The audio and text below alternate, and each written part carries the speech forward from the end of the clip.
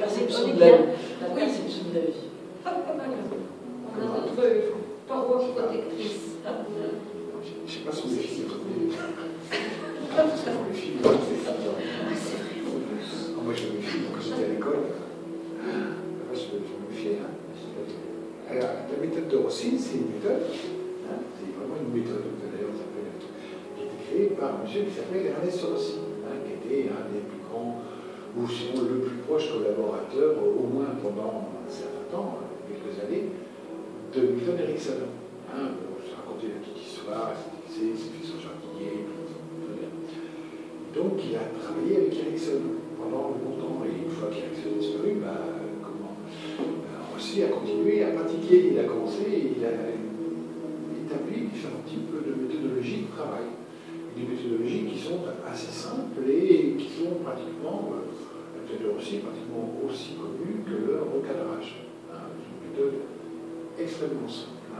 Et c'est une méthode qui active véritablement l'inconscient. Vous allez voir, c'est plutôt extrêmement simple. Et c'est une méthode avec laquelle vous pouvez traiter énormément d'éléments. Ça ne demande pratiquement aucun effort de la personne. Le tout, c'est de positionner la personne. Bon. Un objectif. Qu'est-ce que tu pourrais prendre comme objectif? Quelque chose que tu voudrais résoudre. On va prendre quelque chose de léger. Ton problème d'alcool.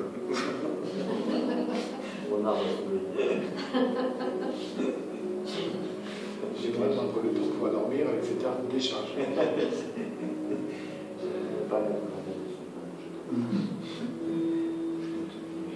voudrais arrêter de venir à piquer la glace quand je fais l'amour. J'ai trop vu musique. Shining. Ouais, non, c'est la hache. Shining. D'autres que découper une porte de salle de bain à piquer la glace. Sauf si la porte de la salle de bain te pousse. Sauf ça s'appelle Pistorius. Pistorius. Ouais. Moi, c'est rigolo. Ouais, c'est rigolo. Moi, ça va. Ouais. Blade Runner. Avec ses spatules à crème. Bon. Bon, de plaisir. Qu'est-ce que tu pourrais avoir?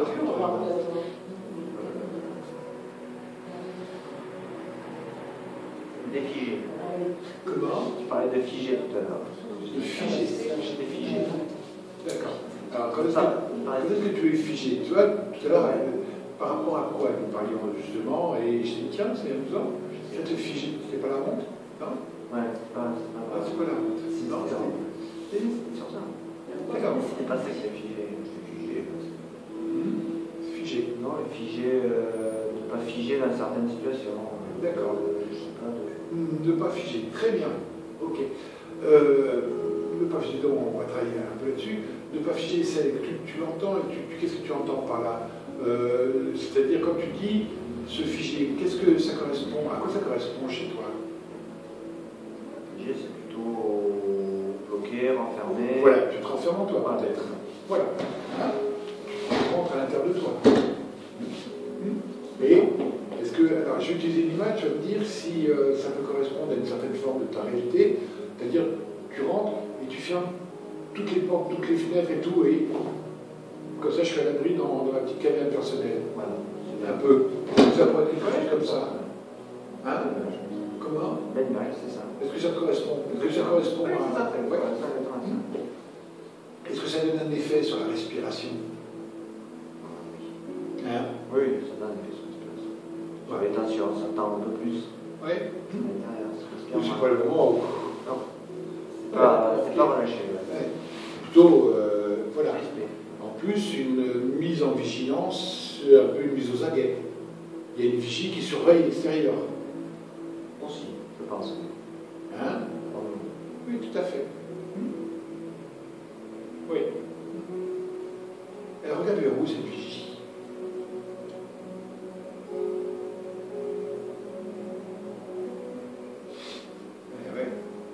Eh ouais. Elle ne sait pas exactement. Hein. Elle ne sait pas exactement. Elle scrute, hein. Ouais. Ouais, voilà, c'est ça. Ouais. Scrute sans vraiment voir de quoi précis. Tiens, regarde à l'intérieur là. Mets-toi dans la vigie. Tu sais, tu te rappelles la vigie, ce que c'était dans les bateaux? Sur les bateaux, elle était où la vigie? Bah, elle était en haut du mât. Puisque la vigie, elle est comme la Célix. Ouais, c'est elle qui annonce toujours les Gaulois sur la mer. Oui, et dans le monde un peu plus, disons, des corsaires, des flibustiers, dans le monde de la marine, bah, la vigie, celle qui était en haut du mât, qui était chargée, bah, par exemple, sur la Santa Maria, quand Christophe Colomb croit découvrir l'Amérique, bah, c'est celui, comme il est plus haut, il voit plus loin, bah, il va dire terre, terre, terre, terre. Voilà. Hein? Voilà, comme ça. Ah ouais, ça fait bouger, hein? Ouais. La vigie, c'est ça. Et est-ce que, tu vois, toi, quand tu es enfermé, là, quand tu t'es mis dans ton petit bloco, dans ta petite boîte, enfin dans la boîte, hein, que même ça comprime un peu, que la respiration est un peu limitée, parce qu'il n'y a pas beaucoup trop d'air, il n'y a pas trop d'espace pour avancer, est-ce que tu penses que vraiment il y a quelqu'un qui est au-dessus? Qui est-ce qui observe? C'est bien l'intérieur qui observe, hein? Ah ouais, ouais. Et comment, et c'est ça où ça devient intéressant, c'est comment observer de l'intérieur quand tout est fermé vers l'extérieur. Ah ouais. C'est pour ça que c'est difficile de voir. Hein, parce qu'en fin de compte, est-ce qu'il y a un trou? Hein? Ouais. Bah, pas évident, hein. Là, ouais, et puis là tu es bien dans ce monde-là. Et est-ce que, tiens, bah, adresse-toi à cette partie-là qui ferme, là, de toi qui t'enferme, hein, soit à l'intérieur ou à l'extérieur, peu importe. Est-ce qu'en fin de compte, cette position est si confortable que ça? Ben non, hein. Ouais. Ouais. Elle serait même plutôt. C'est une fausse protection. Oui, c'est plutôt inconfortable. Ouais. Parce que généralement, alors je sais pas, tu me diras si je me trompe ou non, mais généralement, ce genre de situation, dont on a envie de fuir.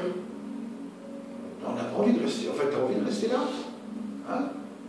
Alors que quelque part, bon, j'utilise une image, alors que quelque part, le monde extérieur tambourine à la porte. Hein?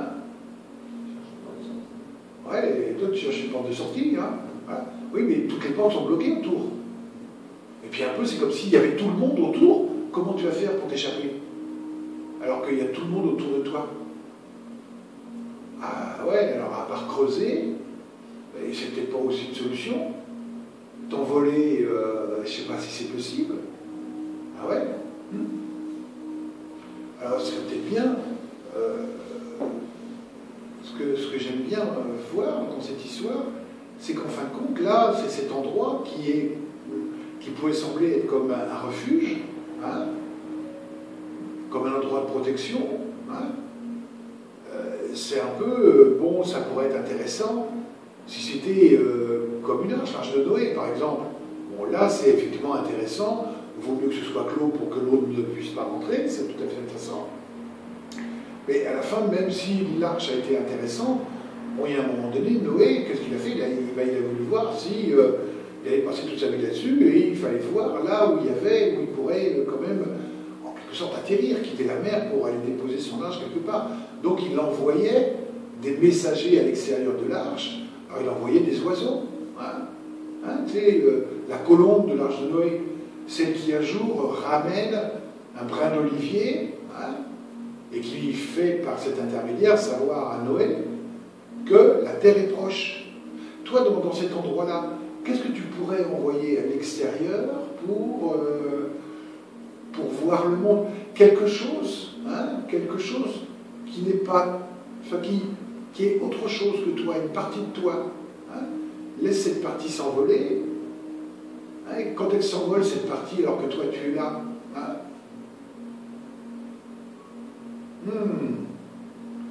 vers où est-elle? Vers où est-elle? Ben voilà, elle va par là. Voilà. Hein. Et puis qu'est-ce qu'elle aperçoit quand elle est en dehors, cette partie de toi, quand elle s'envole comme ça? De la lumière. Hein. Comment elle est quand elle est dehors? Légère, hein, agréable. Alors imagine qu'au fur et à mesure qu'elle est dehors, elle te tienne informé, parce qu'on vit quand même une époque de technologie, hein, un peu, tu sais, bon, on va le faire un peu façon rigolote, un peu comme si c'était un drone, tu sais, un petit drone, un petit hélicoptère là, qui s'envole, il y a une petite caméra, et toi tu vois ça, hein. Parce que ça pourrait être intéressant de la voir s'envoler vers un endroit où justement, qu'est-ce que ce serait pour toi un véritable endroit de réception, un véritable endroit de calme, de tranquillité, où toi tu es respecté, où les autres sont respectés, où vous pouvez communiquer. Il serait comment cet endroit? Laisse le drone se balader. Dehors. Comment? Dehors. Dehors, très bien. Ouais, repère un endroit, alors c'est peut-être dans une forêt, peut-être dans une clairière agréable. De l'herbe. Là où il y a de l'herbe. Ouais. Hein, après, voilà, après. Plutôt plat, où il y a une pente légère avec des petites anémones, ou je sais pas. C'est frais, c'est le matin. Une plaine sportive. D'accord, ok. Ouais.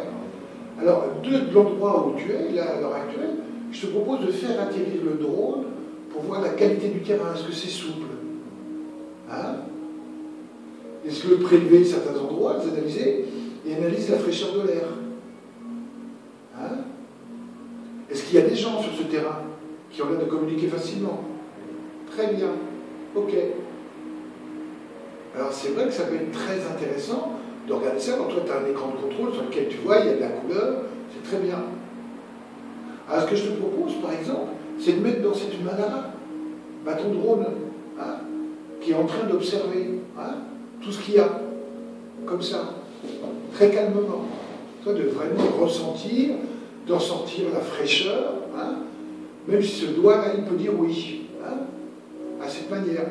Hein, parce que, voilà, comme ça, c'est très bien. Puis alors, lui, il est là, hein, et puis, est-ce que pour lui, c'est un endroit agréable? Hein, très bien. Léger, facile. Voilà, comme ça. Et puis toi, à cet endroit-là, justement, de cet endroit, tu peux justement, à ce moment-là, te mettre dans cette situation où tu regardes. Voilà.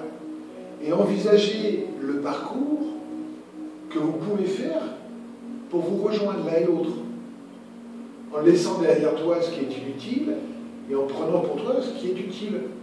Et permettre à ces deux entités, ces deux éléments, de se rapprocher l'une de l'autre si tout le système de compréhension à l'intérieur de toi, inconscient, est en accord. Ainsi, chaque main va s'approcher l'une de l'autre, comme deux parties qui se rencontrent, comme deux systèmes qui veulent cohabiter. Et bien entendu, c'est ça qui est intéressant. C'est de ressentir comme une légèreté, voilà. Même si tu ressens une texture à l'intérieur, qui te permet de savoir que tu avances, en laissant de chaque côté tout ce qui est inutile, comme lorsque l'on respire, et que tu laisses sortir le gaz carbonique, qui est strictement inutile pour toi, comme d'autres choses qui sortent au fur et à mesure que le gaz carbonique, alors que les deux mains se rapprochent l'une de l'autre. Hein. Bon, maintenant, laquelle des deux touche l'autre en premier, ça c'est autre chose. C'est beaucoup plus intéressant de sentir que c'est une force douce, puissante, extrêmement intelligente, qui fait ce rapprochement, comme la réunion de parties qui enfin acceptent de communiquer, désirent communiquer, se rapprochent à leur propre vitesse. Alors laquelle des deux parties va devenir lourde au moment du contact? Ça peut être intéressant. De savoir que lorsque cette main, au moment du contact, maintenant, cette main va commencer à devenir très lourde. Et en devenant lourde, elle va proposer un climat de légèreté à l'autre, qui va commencer à cueillir des fruits d'une liste. Et plus cette main est lourde, et plus celle-ci est légère. Et plus cette main est lourde, et plus ton inconscient l'utilise comme un levier. Et en abaissant ce levier, il désactive, il débranche tout ce qui était acquis dans l'ancien système, en fermant. C'est tellement pratique de le laisser tomber. Et tu peux remarquer qu'à chaque fois que tu expires, voilà, cette main devient de plus en plus lourde, comme 1 kilo, comme 2 kilos, comme s'il y a, voilà. Pourquoi justement garder ce qui est inutile alors que tu peux t'en débarrasser, que cette main légère, elle cueille ces éléments. Et tu peux ressentir cette fraîcheur dans cette main. Alors que l'autre, tranquillement, dépose en même temps, là, à terre, tout ce qui est inutile. Dans un endroit où le camion passe et emmène les choses inutiles. Alors que celle-ci construit une solution. Une solution que tu vas puiser à l'intérieur des ressources qui te sont parfaitement inconscientes. Et plus tu te rends compte que tu ne sais pas ce que tu manies, et plus ça monte de la solution qui prend de la densité, de l'affirmation. Et plus cette solution se constitue, et plus cette main prend de la densité, de la ligne, de la linéarité vers le bas. Et en laissant cette main reléguée à l'appréciation de ton inconscient, celui-ci va installer la solution en laissant descendre cette main comme si elle va déposer à l'intérieur du sillon de ta vie cette graine qui va te permettre de pousser tranquillement. Et c'est intéressant de laisser cette main installer la solution, un peu comme si elle appuie là maintenant sur le toit de ce qu'il y avait auparavant, qu'elle en ouvre les portes, elle en ouvre les fenêtres, elle fait rentrer la lumière tranquillement, calmement, ou là où tu es assis, là où tu reçois cet oxygène, quand tu respires comme ça, tranquillement, calmement. C'est tellement bon de laisser s'installer la solution, de plus en plus profondément, de plus en plus calmement. Et c'est bien parce que, justement, cette partie peut aller totalement en direction de l'ancienne, se retrouver toutes les deux ensemble pour terminer ce travail, pour enfin être dans l'unité, l'unicité, le régal de l'appréciation de ce que tu ressens quand autour de toi, les gens rentrent, te parlent, te calment, te sourient, te sécurisent, rentrer dans le giron comme d'une mère naturelle qui sait te protéger, là où tu peux éclore, devenir toi et grandir calmement dans l'union, enfin, de toutes tes parties qui se réunissent maintenant, tranquillement, à ton propre rythme. C'est tellement agréable d'être ensemble, comme ça. Prends ton temps, respire, laisse-les communiquer leur manière, s'unir, peut-être même un peu comme une prière, très laïque, très calme, très sobre. Et en laissant ce fleuve couler, nettoyer tout ce qui restait, là tu vas pouvoir tranquillement, comme tu as su le faire pour ouvrir les portes et les volets, prendre ton temps et regarder avec tes yeux comment, tranquillement, tes paupières se ouvrent.